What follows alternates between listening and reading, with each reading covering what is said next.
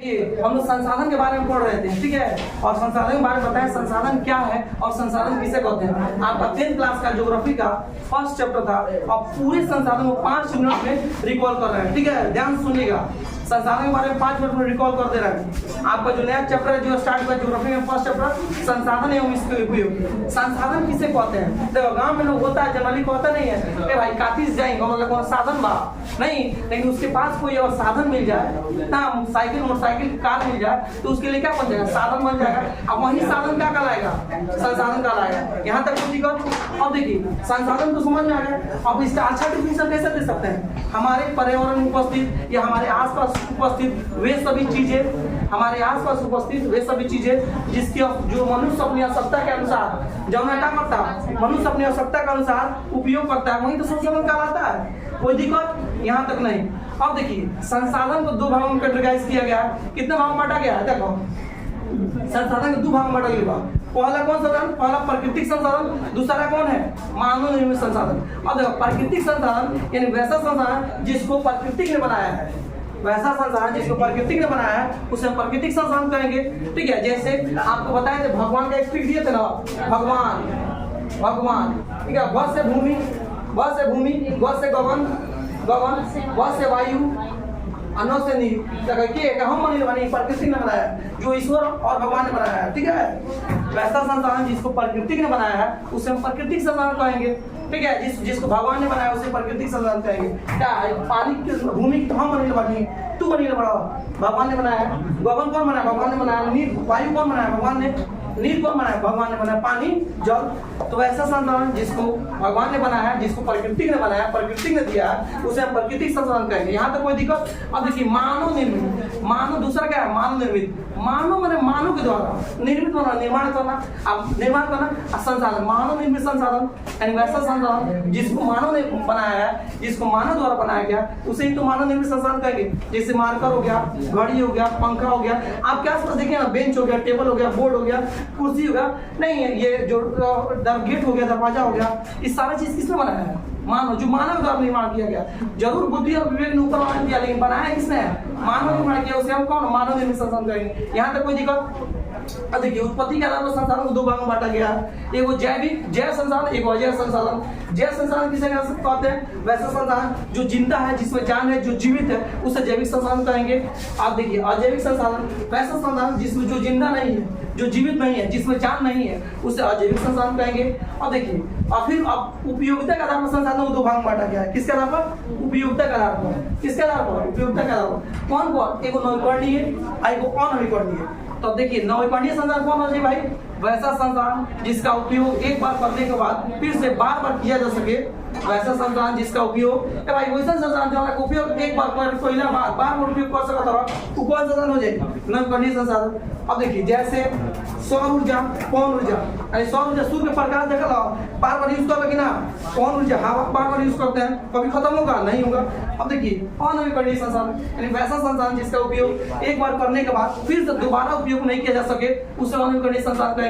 जैसे petrol, diesel.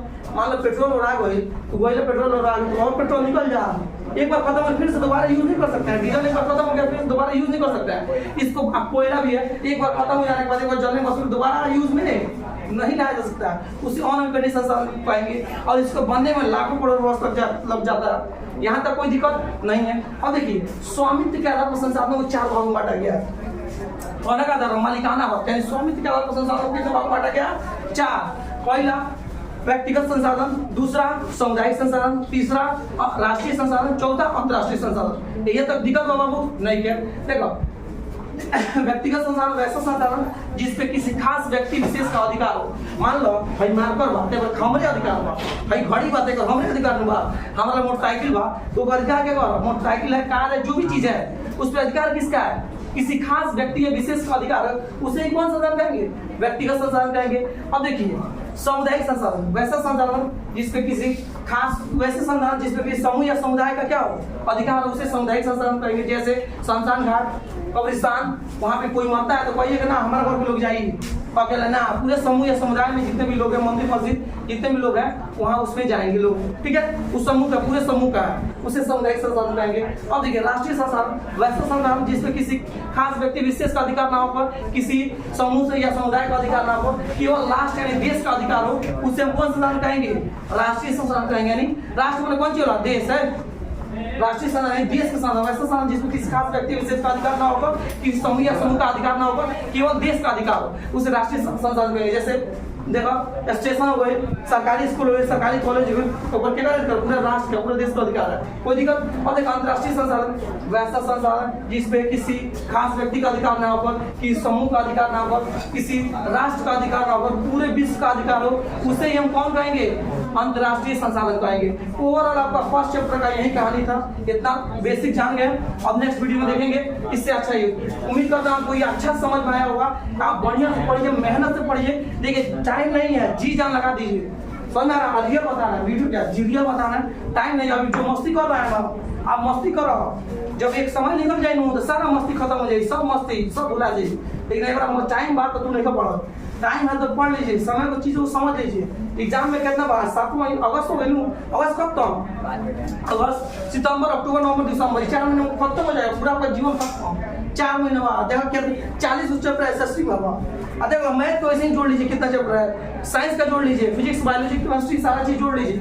उसके बाद से हिंदी जोड़ लीजिए, संस्कृत जोड़ लीजिए, उर्दू जोड़ लीजिए। आपको नहीं ना समझ में आ रहा है? बहुत चैप्टर आप मस्ती में निकल जाएगा खत्म। तो आप नाचते रहिए, इधर फिर पूजा आ जाएगा, फिर इधर आपका पर्व त्योहार आ जाएगा, तो आप सारा चीज ऐसे ही खत्म हो जाएगा। इसलिए मेहनत कीजिए बढ़िया से, नहीं कीजिएगा तो जानिएगा हम लोग काम क्या पढ़ाना, आपको समझाना, करेंगे आप अपने मन का। लेकिन देखिए एक टीचर होने के नाते कोई टीचर कभी भी नहीं चाहते कि 2-3 लोग हैं ना, 2 लोग आपको कभी जीवन में नहीं चाहेंगे कभी आप फेल होइए। आपके माता पिता वो कभी नहीं चाहेंगे मेरा बेटा बेटी कहीं इधर चले, मेरा बेटी बेटी फेल हो जाए, चाहे नहीं पढ़े। एक गुरु जो आपके लिए चाहता है कि हाँ मेरा जो शिष्य है, मेरा जो बच्चा है अच्छा से आगे तरक्की करे, उससे हमसे भी ज्यादा जाने। एक गुरु का सोच होता है, एक माता पिता का सोच होता है। एक बाप होता है ना, चाहता है कि मेरे से ज्यादा मेरा बच्चा जाने, हमसे ज्यादा तेज हो। मेरी माँ होती है ना, चाहते मेरी से ज्यादा मेरे बेटी जाने, मेरी जो बच्ची है मेरे से ज्यादा जाने, अब खूब नाम करे, पूरे दुनिया में नाम करे, ताकि मेरा भी सीना गर्व से चढ़ा। एक टीचर भी वही चाहता है, मेरा स्टूडेंट है हर जगह देखिए खुद वहीं पर आ जाता है, लेकिन आपको कहाँ ऊंचाइयों तक पहुंचा देता है, ठीक है। लेकिन अब टाइम में समझ लीजिए, पढ़ लीजिए, मेहनत कर लीजिए, नहीं तो फिर तो वही है। एक बार नंबर आ गया ना, अच्छा मार्क्स आ गया तो आपको हर लोग पूछेंगे, वहीं आपका अच्छा मार्क्स नहीं आएगा तो कोई पूछेगा नहीं। तो गांव में ताना सुनने को मिलेगा कि गया तो पढ़ने, शहर में आप पढ़ रहा है, क्या किया? कुछ नहीं किया। बहुत एक बढ़ने के साथ भर के खड़ा होता है, बिगड़ने के साथ कोई खड़ा नहीं होता है, ठीक है। जो आपका सबसे करीबी दोस्त है वही आपको सबसे करीबी दुश्मन भी बन जाएगा। ज्यादा दोस्ती मत रखिए, सर्कल रखिए 1 से 2 सर्कल, फ्रेंड सर्कल 1 से 2, और ज्यादा रखिए तो जीवन आपका व्यर्थ हो जाएगा, बेकार कर देगा।